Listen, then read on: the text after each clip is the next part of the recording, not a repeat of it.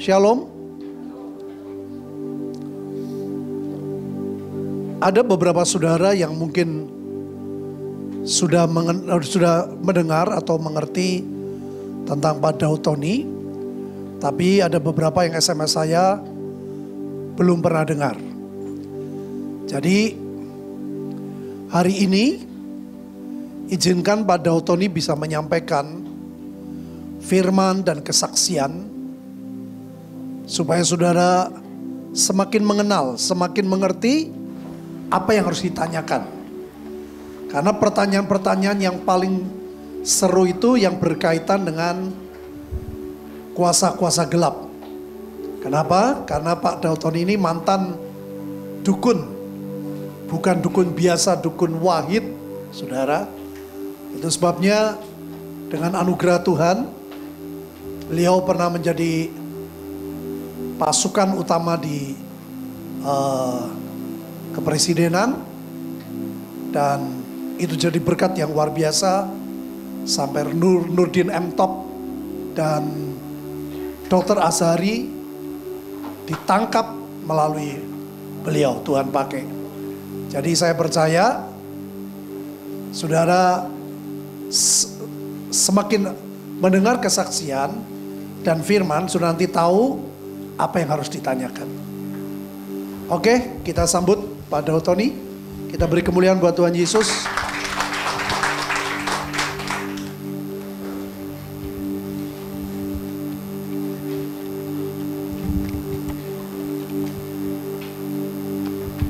Shalom. Nah, saya mau tanya, siapa yang pernah ketemu saya 15 tahun yang lalu? Angkat tangan coba. Di Tegal. Wah, masih ingat semua nih. Nah, saya akan kesaksian bagaimana saya bertobat. Kalau orang belum kenal saya, mantan paranormal, dukun sakti, dikira orangnya kakek berjenggot gondrong. Nggak taunya orangnya kecil tapi keren. Nah, saya orang Blasteran, mama saya Jawa, papa saya Chinese. Jadi mama saya itu ibunya Jawa, papanya Cina. Dan papa saya itu Chinese. Dari saya ini 75% Chinese, 25% Jawa. Nah, dari keluarga Jawa, mama punya ibu yaitu nenek saya. Nenek punya ibu lagi yaitu kakek nenek buyut. Keluarga dari kakek nenek buyut inilah kakek nenek guru saya. Kakek saya terkenal dengan tokoh sakti aliran putih yang punya ilmu namanya saipi angin, pindah tempat. Dan terkenal dengan ilmu kebal, aji lembu sekilan, tembak sejengkal. Dan terkenal dengan ilmu panglemunan, ilmu menghilang. Karena dulu sebelum saya bertobat mempelajari ilmu itu, sampai sekarang masih diminta bantuan untuk aparat polisi dan militer di Indonesia. Kakek saya tokoh aliran putih, nenek saya tokoh aliran hitam. Lahirlah saya abu-abu.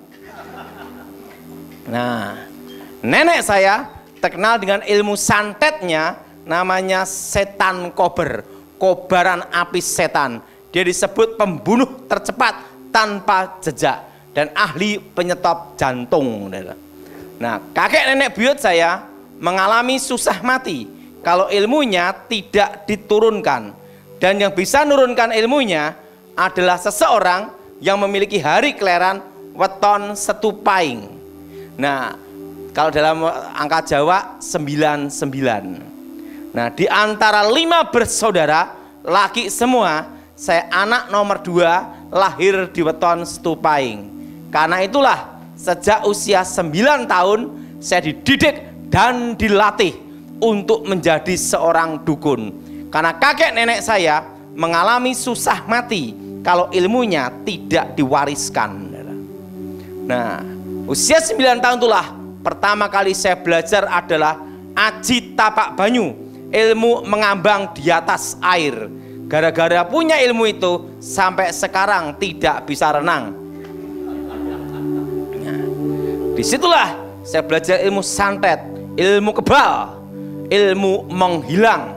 Usia 10 tahun saya sudah punya ilmu panglemunan, menghilang.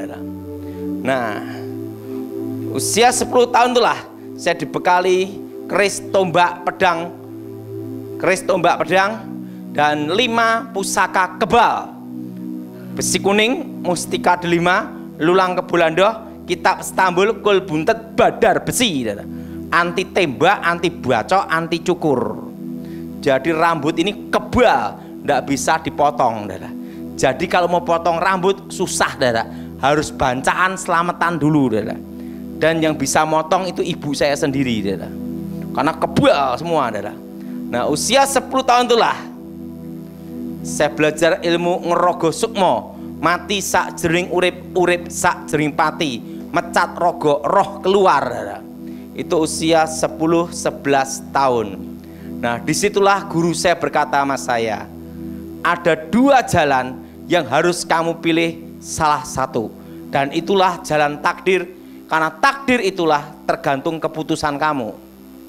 Kalau kamu mau jadi orang baik, jadilah orang baik sekalian. Tapi kalau kamu jadi seorang penjahat, jadilah penjahat kelas kakap. Bila perlu di akhirat, jadilah rajanya para penjahat. Saya ngomong sama kakek saya, kakek, saya mau jadi orang baik. Kalau kamu mau jadi orang baik, sampai matinya pun kamu harus jadi orang baik. Nah, disitulah saya menguasai berbagai ajian dari kakek nenek buyut saya, dan saya adu ayam tidak pernah terkalahkan sampai sekarang. Kenapa? Setelah bertobat berhenti. Tak beritahu caranya, tapi jangan ikut. Nah, ayam kalau pernah kalah, diadu pasti lari, betul? Namanya ayam pedotan, betul? Betul? Nah, yang ngomong betul sering adu pitik. Pur asor, itu apit. Nah, pertama ayam saya dihadapkan. Begitu dihadapkan, tuk, keok lari. Taruhan dinaikkan, dilimanin 5 kali lipat. Dihadapkan lagi kedua, keok lagi 2 kali, di-10-in. Jadi 1000 jadi 10.000. Wah, 10 lipat. Nah, ayam mereka bertaruh di ayam lawan saya bertaruh di ayam saya sendiri. Karena pasti keok punya yang ketiga. Waktu yang ketiga itulah saya baca mantra tameng besi, tameng baja, supaya badan saya tidak bisa disentuh manusia. Kalau disentuh kan bablas. Jadi kalau menyentuh bisa terpelanting, kebal. Roh saya keluar dari tubuh, pindah ke ayam. Nah, jebret, keok menang. Karena yang di dalam ayam saya sendiri. Jadi adu ayam tidak pernah terkalahkan. Nah, disitulah saudara, lulus SD saya dibekali ilmu Aji Sirep Begonondo, ilmu di atas ilmu hipnotis. Kalau mantra itu diucapkan, satu kampung tidur semua. Ilmu untuk ngerampok, langsung tidur semua. Nah, disitulah saudara, kelas 2 SMP guru saya berkata sama saya, ada satu ilmu lagi yang harus kamu kuasai, yaitu ilmu pamengkang jagat, tutup bumi sapitu, membelah dunia. Tapi ilmu ini memiliki rahasia titik kelemahan. Seumur hidup kamu tidak boleh hubungan dengan wanita, jatuh cinta, dan menikah. Seumur hidupmu harus menjadi perjaka ting-ting seumur hidup. Kuwi sing susah. Kalau kamu sampai melanggar pantangan itu, maka ilmu yang kamu kuasai akan menghantam dirimu sendiri, dan kamu tidak akan bisa sempurna sampai menguasai ilmu pamengkang jagat. Nah, karena tinggal satu langkah, ya sekalian. Nah, setelah itu saya belajar ilmu terakhir. Setelah menguasai ilmu terakhir pamengkang jagat, guru saya berkata sama saya, dengan menguasai ilmu terakhir, berarti sudah waktunya kita berpisah. Sebelum aku mati, aku tahu apa yang akan terjadi. Nanti kira-kira usia 18 tahun, kamu akan melihat suatu cahaya terang. Dan usia 19 tahun, kamu akan ketemu seorang raja yang datang dan muncul dari timur. Saya tanya sama guru saya, bagaimana saya tahu tentang jalan terang dan bagaimana ketemu dia. Nanti sang takdir menuntun jalan takdirmu untuk ketemu dia. Karena kamu yang ditakdirkan, digariskan untuk ketemu dia. Dan kalau kamu ketemu dia, itulah dalan sing padang, jalan yang terang. Usia 19 tahun, kamu akan ketemu dia. Usia 18 tahun, kamu melihat suatu cahaya terang. Dan usia 19 tahun, kamu akan ketemu raja yang adil dari timur, Noto Negoro. Nah, itu guru saya tanya, apa yang harus saya lakukan? Ingat, di dalam hidup kamu, ingat, harus punya keputusan dan prinsip hidup. Jadi kalau mau jadi orang baik, baik sekalian. Sampai matinya pun kamu harus baik. Dan kalau mau jadi seorang penjahat, jatuh terus, jangan mikir tobat gitu lah. Karena apa? Hukumannya podo, bilang gitu. Hukumannya sama.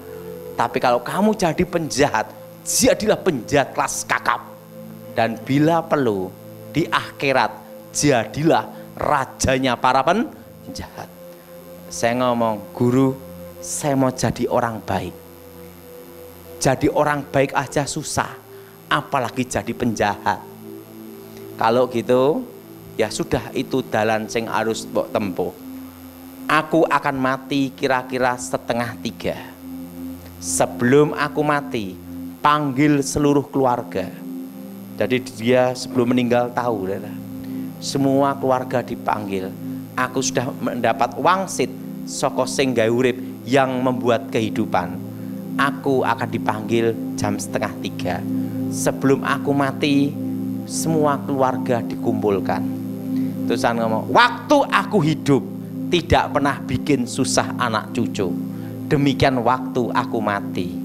Besok Rebu malam Kemis, nomor SDSB, nomor buntute 50. Ini uang belikan untuk beli peti matiku. Jadi ini uang beli nomor SDSB. Besok keluar nomor 50 seket. Aku tidak mau bikin susah anak cucuku. Dan dia ngomong, karena aku punya ilmu sayupi angin pindah tempat, seumur hidupku tidak boleh pakai alas kaki. Karena aku menghadap yang maha kuasa dan ilmu sudah tak turunkan ke kamu semua. Aku ingin pakai sandal. Saya masih ingin pakai sandal swallow itu. Saya pakai sandal swallow. Saya itu dia mulai pakai jas safarian. Wah, menghadap yang maha kuasa harus ketok ganteng. Pakai sepatu, bilang gitu, sepatu gini. Tek, langsung pakai jas, langsung dia semedi, tek, meninggal tanpa sakit. Sapu angin. Setelah kakek saya meninggal dunia, saya kehilangan arah. Usia masih remaja, dibekali kekuatan sehebat itu. Nah, ilmu itu kan panas, mau cari lawan terus. Katanya ada dukun sakti, langsung saya datengin. Saya tunjukkan aji panglimunan ilmu menghilang. Ting, menghilang. Dukunnya bingung, menghilang di mana anak ini? Malah dukunnya jadi murid saya. Saya kalahkan berbagai aliran di Pulau Jawa. Setelah kalahkan berbagai aliran di Pulau Jawa, mendekati usia 18 tahun, saya lewati pertarungan demi pertarungan. Saya diajak kakak saya, Ton, ada KKR-nya Gilbert Lumaindong, cewek sip-sip. Saya ikut KKR-nya Gilbert, duduk di belakang. Tiba-tiba pendeta Gilbert berkhotbah, orang Kristen tidak bisa disantet, tidak bisa dimantrai, tidak bisa diguna-gunai. Dari belakang saya berkata, ini pendeta gemuk montok nantang orang ini. Nih, saya baca mantra setan kober supaya pendeta gemuk itu pingsan di mimbar, muntah darah, jemaat bubar. Saya santet. Gilbert berkata, haleluya, Tuhan berkati. Ilmu saya kabur. Itu sampai 2 kali. Saya itu Gilbert ngomong, siapa dukun-dukun jimat-jimat, maju ke depan, Artakol. Saya bingung karena saya tidak bisa bahasa Inggris. Saya kira Artakol itu tempat adu ilmu. Nah, dari belakang saya maju ke depan untuk daftar bertarung. Depan lagi begini, Tony, kami punya ilmu menghilang, ilmu kebal, muridnya setan kober, ya kan? Saya kaget setengah mati. Pendeta gemuk ini sakti juga, tahu ilmu saya, kekuatan saya, bahkan guru saya. Tidak taunya apa, Gilbert terus terang, setelah saya bertobat, aku pun diberitahu pendeta lain juga.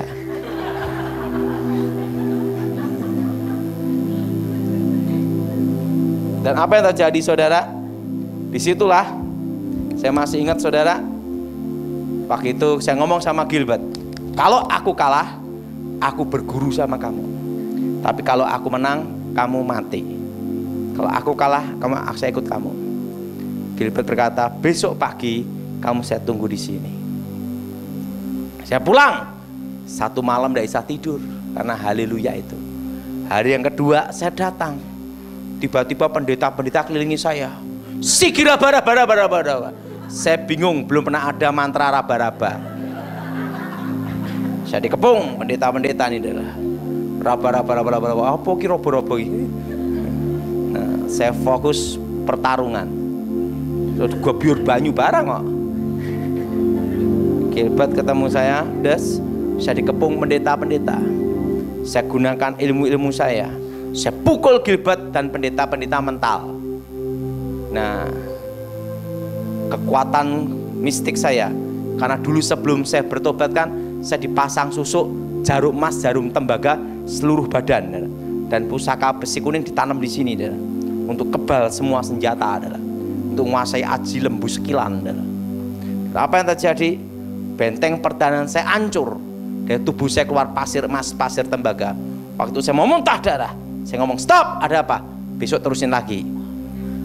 Saya luka dalam gitu. Gilbert ngomong, besok kamu saya tunggu di sini. 2 malam saya tidak tidur. Pertama haleluya, kedua raba-raba. Dan apa yang terjadi, saudara? Saya masih ingat. Waktu itu, saudara, hari yang ketiga saya datang. Pendeta-pendeta langsung kepung saya semua. Saya gunakan semua kekuatan gaib saya. Saya pukul Gilbert mental, pukul mental. Saya baca mantra. Nah, waktu itu, saudara, dari jam 8 sampai jam 12 siang, ini ilmu terakhir saya. Kalau aku kalah, aku ikut kamu. Kalau aku menang, kamu mati. Gilbert ngomong, silahkan. Nah, saya baca mantra gini-gini. Nah, Gilbert pejam mata. Nah, pendeta-pendeta dalam nama Yesus, lari dah. Gilbert buka mata, kan itu pendeta-pendeta ngelilingi. Begitu saya menggunakan ilmu terakhir, semua mundur, tinggal Gilbert sama saya. Gilbert gini.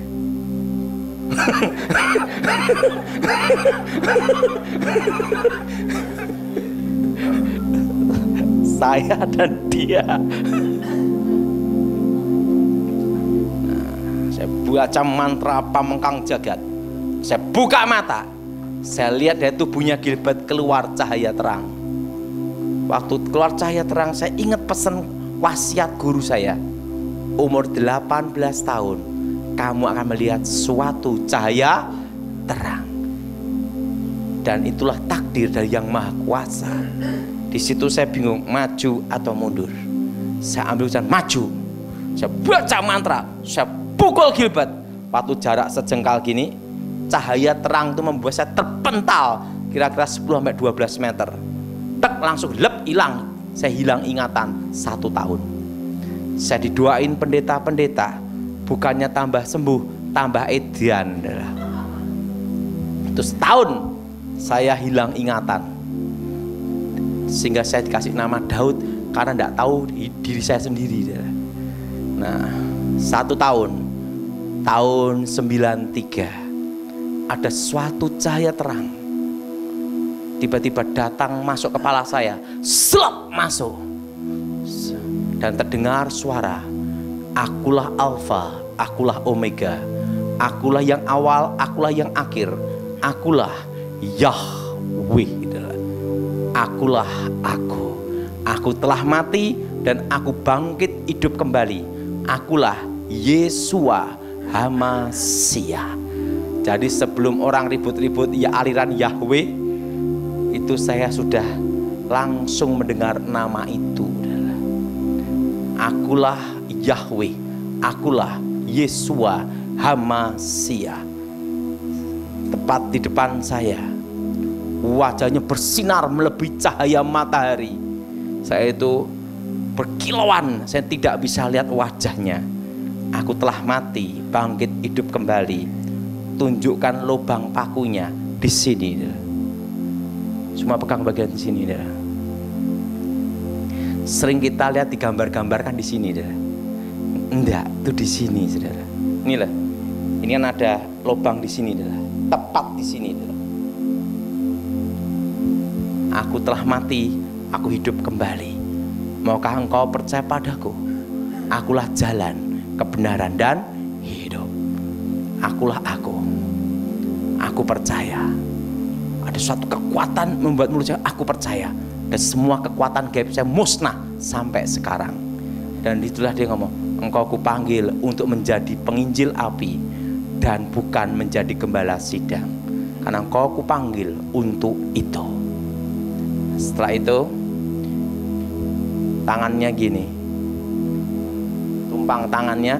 Kalau kebanyakan kita pendeta hamba Tuhan tumpang tangan kan gini, ini gini,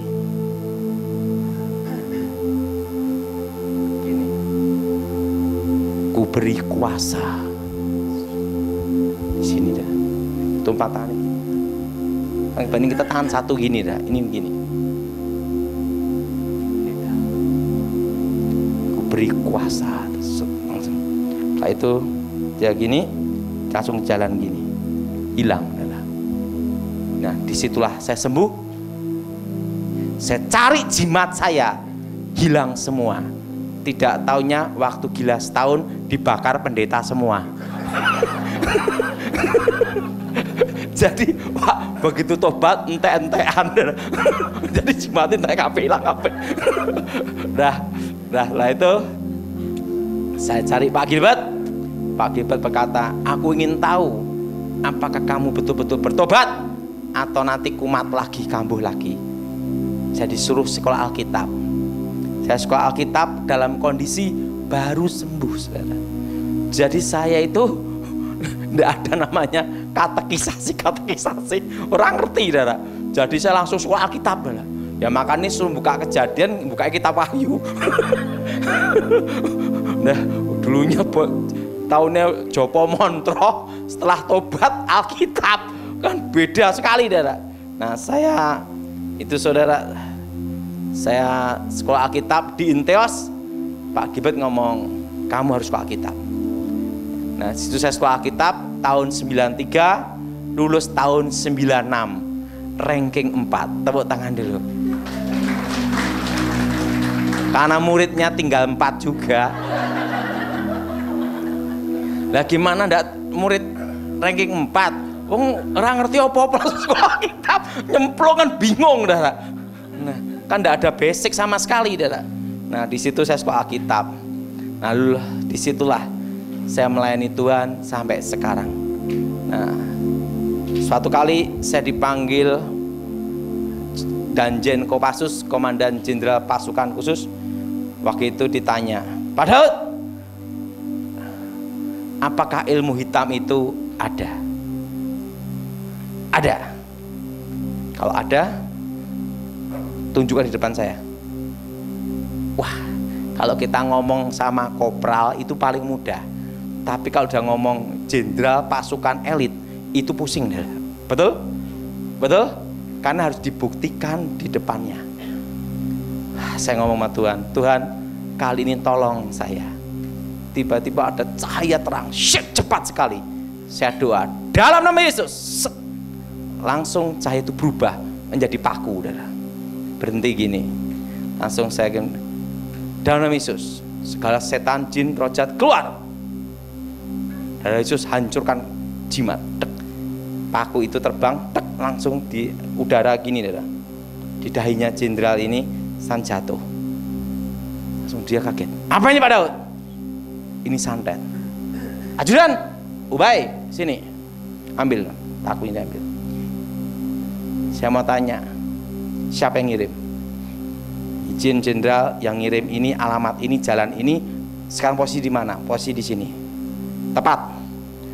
Memang kamu tukang santet asli. Izin jenderal saya udah bertobat. Dia ngirim, ya udah. Lokasi di sini. Sekarang keberadaan dia di sini. Oke. Itu saya dites waktu itu, saya masih ingat. Jadi harus tepat titik lokasi. Nah, waktu itu langsung ngomong, Pak Daud, Anda diminta untuk menjaga Presiden Republik Indonesia untuk keamanan nasional. Jadi Anda harus betul-betul diseleksi apakah pantas. Karena yang untuk menjaga presiden haruslah yang terbaik dan harus betul-betul terbaik. Nah, saya diminta untuk menjaga presiden itu tidak lama, saudara. Saya diminta menjaga presiden SBY tidak lama, itu dari 2004 sampai 2014. Berapa tahun, saudara? Nah, saya 10 tahun menjaga Presiden SBY untuk bagian penangkal ilmu hitam. Dan di situ saya bersama di bawah komando, waktu itu di bawah komando Jenderal Pramono Edi Wibowo, Elang 55 adalah. Nah, situ langsung di bawah Kasat saya waktu itu. Jadi saya ditugaskan, jadi saya sama beliau itu dari kolonel sampai bintang 4. Untuk diperintahkan menjaga SBY. Dan 2013 saya berkata sama jenderal Kasat, izin jenderal, karena jadi saya ini saudara ya, 2004 saya menikah, baru seminggu langsung tugas. Jadi saya itu jarang ketemu keluarga, karena kan menjaga presiden. Sewaktu itu 24 jam harus ada di posisi. Nah itu 10 tahun. Makanya saya tidak ke Tegal itu hampir 15 tahun lebih. Hampir 20-an tahun. Betul? Betul? Karena waktu itu posisi saya masih bertugas. Jaga khusus. Tidak boleh ini. Dan saya satu-satunya sipil, bukan militer. Saya sipil, bukan militer. Dan saya satu-satunya orang Kristen. 2013 saya menghadap Kasat, izin jenderal, saya sudah tugas hampir 10 tahun. Siapapun presidennya, 2014 saya tidak jaga lagi. Saya mau kembali ke keluarga dan kembali ke gereja. Udah kamu pikirkan itu. Tapi ingat, sewaktu-waktu negara memerlukan kamu dipanggil lagi untuk diaktifkan kembali. Jenderal, saya mau kembali ke keluarga dan kembali ke gereja. Kapan mau berhenti? 2014. Siapapun presidennya, saya tidak jaga lagi. Langsung di ACC, langsung 2014 saya berhenti. Jadi sebelum SBY turun, saudara. Jadi saya selesaikan tugas saya dengan baik sampai selesai 10 tahun, dan saya ke gereja, kembali ke Pak Gilbert. Saya ikut Pak Gilbert tidak lama, sejak tahun 93 saya bertobat sampai sekarang dan tidak pindah-pindah gereja. Dan saya tetap pelayanan, tapi kalau di Solo saya selalu gereja terdekat aja. Nah, dan semua itu anugerah. Saya mau tanya sama saudara, siapa yang percaya surga itu ada? Nah, banyak orang ingin ke surga, tetapi suruh duluan tidak mau, betul? Nah, hari ini saya akan bicara bahwa surga itu ada. Waktu saya sekolah Alkitab lulus tahun 96, saya pikir jadi hamba Tuhan, jadi pendeta. Saya sampai sekarang bukan pendeta loh saudara. Saya sampai sekarang bukan pendeta. Saya hanya memberitakan Injil dan di bawah timnya Pak Gilbert. Saya bawani Pak Gilbert saudara. Nah saudara, saya pikir itu jadi hamba Tuhan itu banyak proyek thank you. Doain jemaat dalam nama Yesus, demi nama Yesus, nah kan, sampai idune entek, jemaatnya ngomong thank you, pulang pergi bayar dewi. Jemaat yang pelit sama murah hati, oke sing pelit, bener? Ya itu pelakunya, bertobat. Nah, didoain berkat dalam nama Yesus, diberkati engkau dalam nama Yesus, diberkati kan gitu dah. Wah, haleluya, haleluya. Mulai ya mulia dewe kono. Nah, waduh, kipiye nah. Langsung saya banting setir ke bisnis. Saya bisnis plastik ya, PP, polipropilin. Setelah saya bisnis, saya lupa panggilan Tuhan. Karena saya lihat, wah, jadi hamba Tuhan susah. Tiba-tiba saya doa, Tuhan bicara sama saya, Daud, ada apa Tuhan? Sudah waktunya kamu pulang ke rumah Bapak. Mati. Tuhan, kalau umurku boleh diperpanjang, aku melayani engkau sungguh-sungguh. Mari kita buka Alkitab kita dulu dalam Injil Yohanes pasal 14.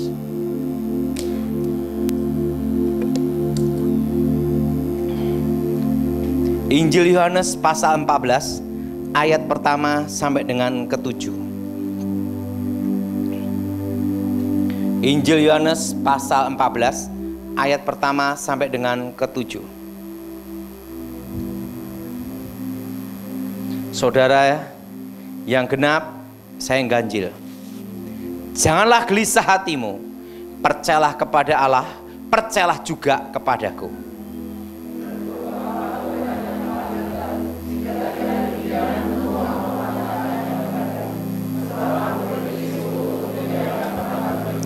Dan apabila aku telah pergi ke situ dan telah menyediakan tempat bagimu, aku akan datang kembali dan membawa kamu ke tempatku, supaya di tempat di mana aku berada, kamu pun berada.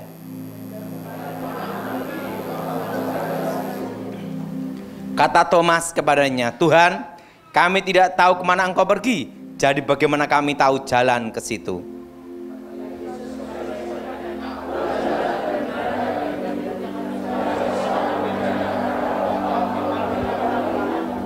Sekiranya kamu mengenal aku, pasti kamu juga mengenal Bapakku. Sekarang kamu mengenal dia dan kamu telah melihat dia. Jadi saya ini kalau doa atau khotbah sering menyebut Elohim, Allah, Yahweh, tak sebut semua. Kenapa? Supaya adil, tidak ada yang ribut.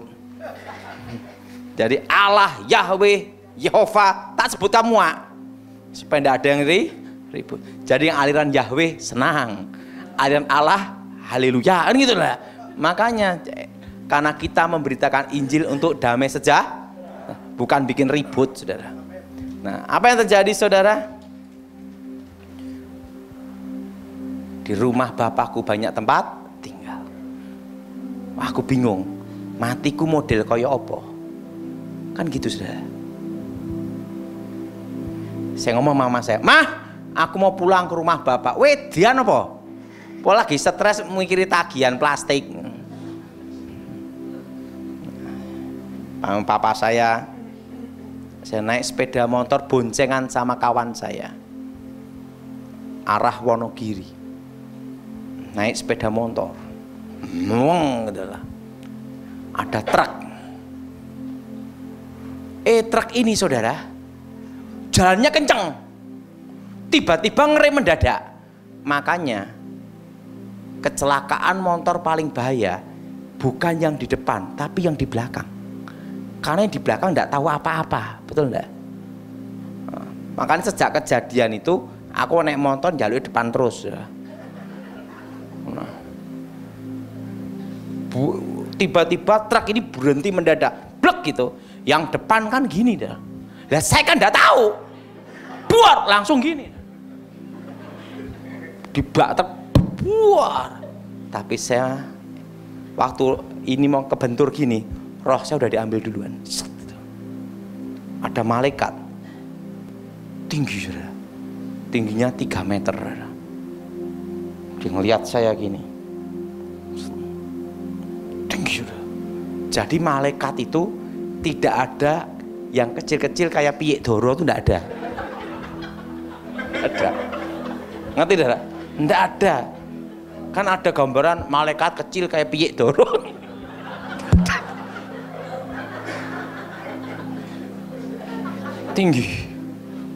Tinggi loh, gagah gitu. Saya masih ingat rambutnya silver perak, jubunya putih berkilauan, terang sekali. Saya dibawa naik ke atas. Di situ saya lihat sesuatu yang tidak bisa saya bayangkan. Ada tangga emas. Dan di tangga itu ada sebuah tahta. Dan malaikat itu banyak sekali, berlaksa-laksa, beribu laksa, berpuluh-puluh ribu laksa, berlaksa-laksa. Dan bicara dalam suatu bahasa, bukan bahasa manusia.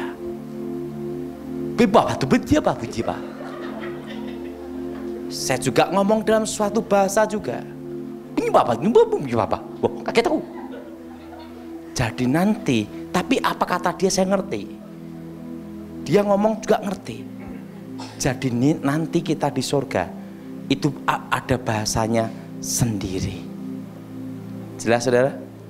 Dan apa yang terjadi? Malaikat itu berkata, sebelum kau menghadap yang maha kuasa, engkau harus masuk ke satu ruangan dulu, yaitu ruang maha kudus. Karena engkau dilayakkan untuk masuk tempat itu. Nah, setelah itu ada pujian penyembahan seperti derau air bah. Dan malaikat itu bicara, lagu-lagu pujian penyembahan sebelum dinyanyikan di bumi, terlebih dulu dinyanyikan di surga. Jadi saudara, lagu-lagu kita yang baru itu lagu expirednya semua adalah lagu lama semua. Malaikat ngajak saya pujian, lantainya emas. Dan tangga itu ada sebuah tahta. Dan malaikat itu buat laksa-laksa, beribu-ribu laksa, berpuluh-puluh ribu laksa, berlaksa-laksa. Mari berjalan. Saya suruh jalan satu tempat. Tirainya terkoyak dari atas ke bawah. Dan saya melihat suatu benda, yaitu tabut perjanjian. Dan roh saya bersujud di situ. Tiba-tiba terdengar nyanyian seperti derau air bah. Biar awan kemuliaanmu turunlah memenuhi bait sucimu. Dan terdengar nyanyian, ku nyanyi haleluya. Di situ saya lihat tabut perjanjian. Modelnya gini dah, jelas sekali dah. Malaikat itu nyuruh saya bangkit. Malaikat itu menjelaskan apa yang dilihat Musa di gunung itu adalah gambaran dari tempat ini. Jadi Musa membuat kemah suci itu melihat contohnya yang ada di situ. Amin. Amin. Jadi Musa membuat replikanya. Ngerti saudara? Tentang kemah apa? Kemah suci. Apa yang dilihat Musa di gunung itu adalah gambaran dari tempat ini. Ya, itulah yang aslinya. Mari engkau menghadap yang maha kuasa. Saya suruh jalan dalam. Nah, saya kembali ke tangga itu lagi. Dan yang di tahta itu berbicara, Daud, Daud, Daud, sebenarnya engkau sudah waktumu ada di tempat ini. Tapi karena engkau minta umurmu diperpanjang di muka bumi, maka umurmu akan kuperpanjang di muka bumi. Dan selama umurmu diperpanjang di muka bumi, pergunakanlah sebaik-baiknya. Tapi sebelum kau kembali ke rumah orang tuamu, akan kutunjukkan apa yang akan terjadi atas hidupmu, bangsamu di masa depan. Akulah Alfa, akulah Omega, akulah yang disembah Abraham, Ishak, Yakub. Akulah aku Yahweh. Yes, langsung yes, kayak layar lebar. Disitulah hari-hari yang akan terjadi dari awal sampai akhir dunia. Yes. Sebelum dunia dijadikan, sebelum dunia dibentuk, aku sudah mengenalmu dan menentukanmu. Akulah Alfa. Yes, langsung dalam. Saya lihat Indonesia terpecah menjadi 3. Timor-Timor sudah lepas, 2 akan menyusul. Yes. Saya lihat bom meledak di sana sini. Waktu saya melihat bom meledak di sana sini, Tuhan, aku tidak jadi balik, tidak apa-apa, bom ya. Engkau harus kembali. Yes. Yes. Hari-hari yang akan terjadi kayak layar lebar, hari-hari yang akan terbentuk. Yes. Kelihatan semua. Indonesia akan dipulihkan Tuhan 25 tahun, dimulai dari krisis 98, yaitu pemulihan Indonesia tahun 2023. Tapi sebelum pemulihan Indonesia, anginnya akan datang 2018, 19, dan badainya akan datang 2020. Dan Indonesia mengalami stagnat ekonomi menuju tahun 2023. Waktu itu saya tidak ngerti bakal corona. Pokoknya ekonomi akan berhenti seluruh Indonesia. Stagnat ekonomi, ekonomi berhenti.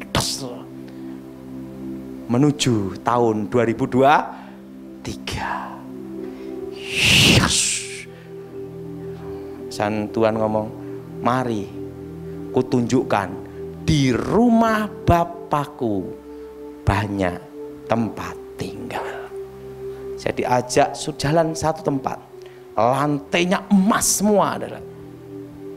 Di situ ada benteng seperti air mengalir, terbuat dari batu rubi, emerald, blue sapphire, paparaca, batu permata yang indah, dan tidak ada batu akik.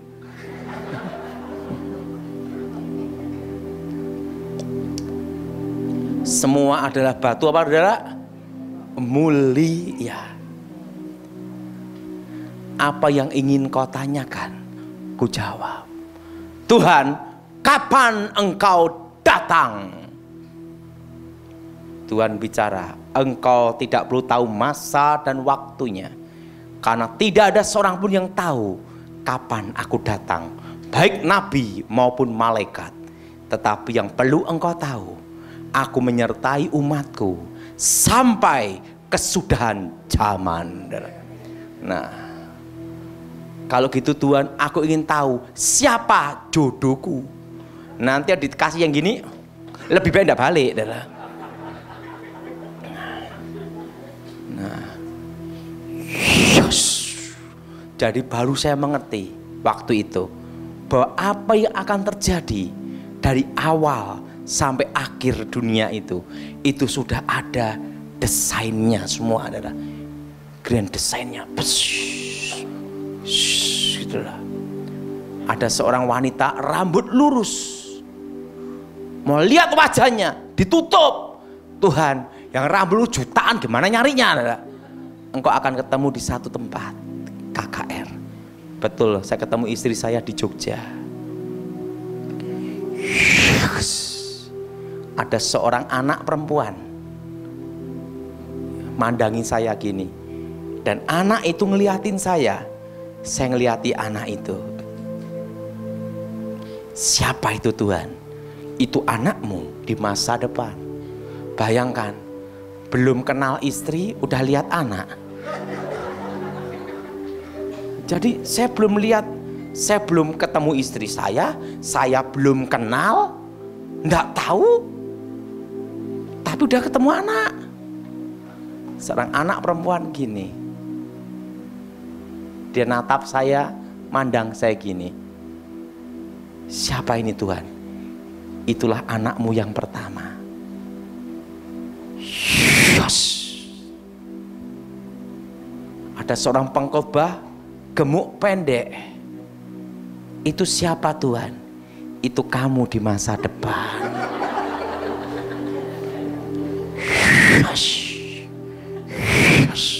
Hari-hari yang akan terbentuk, engkau jadi penasihat orang-orang terkemuka di negerimu. Saya Tuhan ngomong, sudah waktunya kamu kembali ke rumah orang tuamu. Tuhan, sebelum aku kembali ke rumah orang tuaku, aku minta satu permintaan. Engkau kan maha tahu. Jangan engkau tolak, jawab ya dulu. Tuhan bicara sama saya, kecuali satu kedatangan. Tuhan, jangan beri aku kekayaan. Nanti kalau aku kaya, lupa siapa engkau. Dan jangan beri aku kemiskinan. Karena orang miskin itu susah, modalnya hanya nekat. Saya minta satu aja, cukup bisa beli apa-apa. Betul? Ya. Karena pupung saya ketemu Tuhan kan gitu. Kan tidak sebatas doa doang, langsung kelihatan gini, nah. Ngomong aja langsung. Nah. Tuhan bicara, baiklah, selama engkau ada di bumi, engkau akan cukup. Dan aku minta satu hal Tuhan, biarlah aku menikmati apa yang sudah engkau berikan dalam hidupku. Baiklah, kembali engkau. Saya suruh naik kereta berkuda, berapi, turun ke bumi. Roh saya masuk, saya hidup kembali. Mama saya, Daud mati, kok hidup lagi? Dan Tuhan bicara, pergunakan hidupmu sebaik-baiknya. Karena pada waktunya tiba, aku yang akan menjemputmu. Dan Tuhan bicara, lagu-lagu yang kau dengar tadi, kuberikan padamu sebagai tanda engkau pernah ada di situ. Saya ini semua alat musik bisa pegang, tidak bisa main.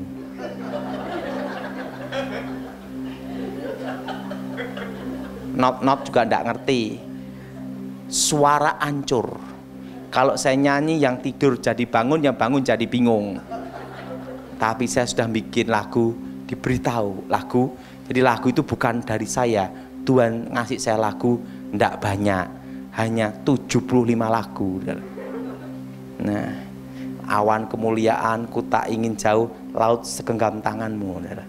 Nah, di situ saya baru mengerti. Ingat, surga itu